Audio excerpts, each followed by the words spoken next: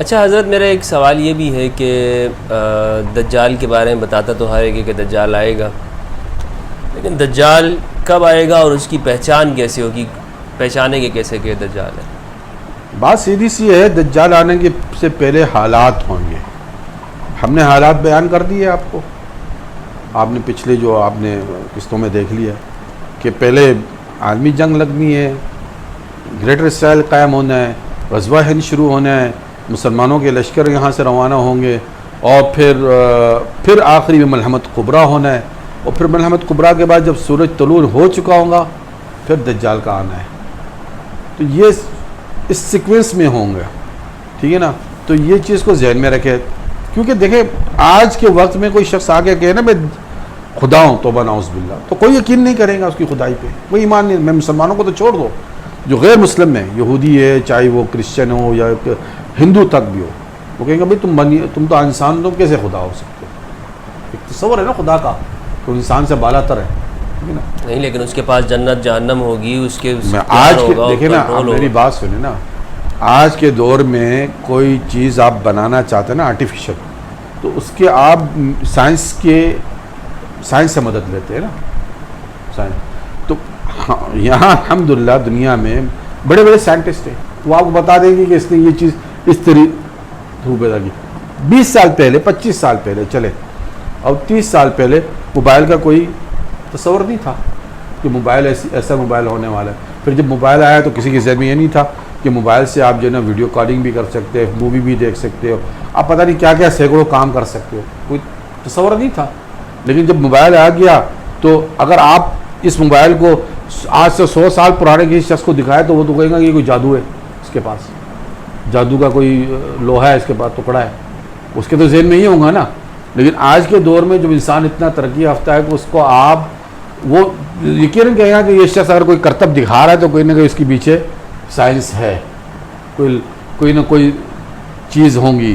تو لیکن جس زمانے میں دجال ہوگا اس زمانے میں یہ چیزیں ختم ہو چکی ہوں گی، نہیں ہوں گی.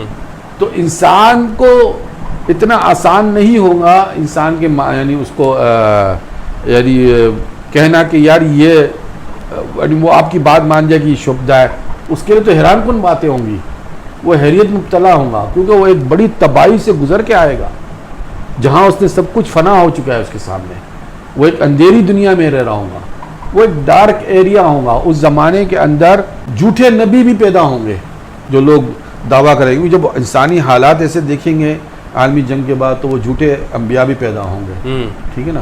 تو اسی چیزوں کو لے کر دجال چلے گا. اب دجال کسی سے جنگ نہیں کرے گا، یہ ذہن میں رکھیں. پہچان کیسے ہوگی اس کی؟ پہچان دوستوں سر نے فرما دیا ہے نا کہ اس کا ایک آنکھ جو ہے وہ صاف ہوگی ایک طرف سے، اور ایک آنکھ جو ہے اس کی نکلی ہوئی ہوں گی، یعنی وہ کانا ہوگا، اور تمہارا رب کانا نہیں ہے. یہ اس کی بات ہے. اچھا ہاں. دوسری سال کتنے رہ گئے ہیں اس میں آنے میں؟ وہی آپ نے جو بتایا 20 سال بعد. نہیں، میں نے اس کی کیلکولیشن کی ہے، اور وہ یہ ہے کہ اگر 1500 صدی ہجری میں، کیونکہ حدیث ہمیں بتا، ہاں ٹھیک ہے، وہ تو ہو گئی، ایک تو ہو گیا نا، تو اس کے بعد 3 سال جو ہے نا قحط سالی شروع ہو جائے گی. صحیح ہے. اور وہ پھر تیسرے سال جو ہے نا دجال آئے گا، کیونکہ دجال جب آئے گا تو وہ یہی ہے نا، لوگوں کو کھانا بانٹتے پھریں گا. لوگ قحط سال کے شکار ہوں گے تو کہیں گا میری خدائی کا دعویٰ کرو، مانو تو میں تمہاری جو ہے نا مویشیوں کو زندہ کر دیتا ہوں، یا ان میں دودھ. لیکن ابھی تو آپ نے بتایا کہ ملحمت الکبریٰ 15 سال بعد ہوگی اس میں. آپ نے میری بات کو نہیں سمجھا. ہاں، ملحمت الکبریٰ تو آخری جنگ ہے، دجال سے پہلے ہے نا. ہاں، دجال سے پہلے. یعنی آپ سمجھ لیں کہ ملحمت الکبریٰ جو ہے سورج نکلنے سے پہلے، سورج کا مغرب سے طلوع ہونے سے پہلے، چاہے سال یا 2 سال 3 سال جو بھی ہے.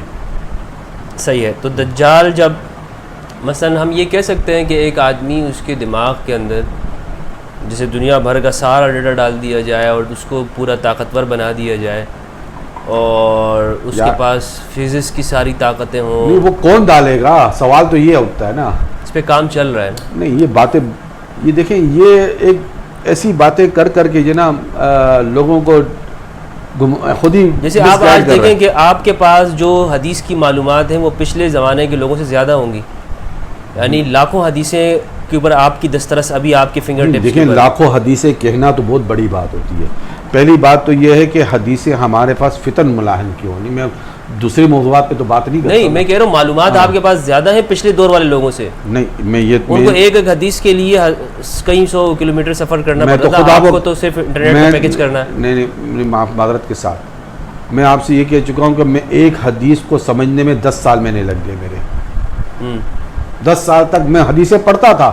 جب اس حدیث پہ آتا تھا تو مجھے معاملہ وہیں الجھتا ہوا نظر آتا تھا کہ یار یہ تو مجھے سمجھ میں نہیں آ رہا ہے. کہ میں یعنی ایک چیز کو سمجھنا چاہتا تھا نا, ایک تصویر مکمل ہو میرے سامنے, تب اس حدیث پہ آتا تھا تو وہ دجال کے جو ساتھی اور دوست ہیں, پارٹی ہے. دیکھیں ہر ایک بندہ آتا ہے تو اپنے ساتھ لوگوں کو تو ملاتا ہے نا, ایسا تو نہیں ہوگا کہ نہیں ملائے گا. حضور صلی اللہ علیہ وسلم پارٹی کے لوگ. ہاں اس میں ہمیں حدیث میں ملتے ہیں کہ 70,000 اصفہان سے یہودی ہوں گے تعداد یہ دجال کی. دجال کے ساتھ جو ہے وہ اعرابی ہوں گے جو گاؤں کے ہوں گے, ٹھیک ہے نا, منافقین عرب بدو, عرب بدو جسے آپ کہہ لیں. دجال کے ساتھ خوارج بھی ہوں گے.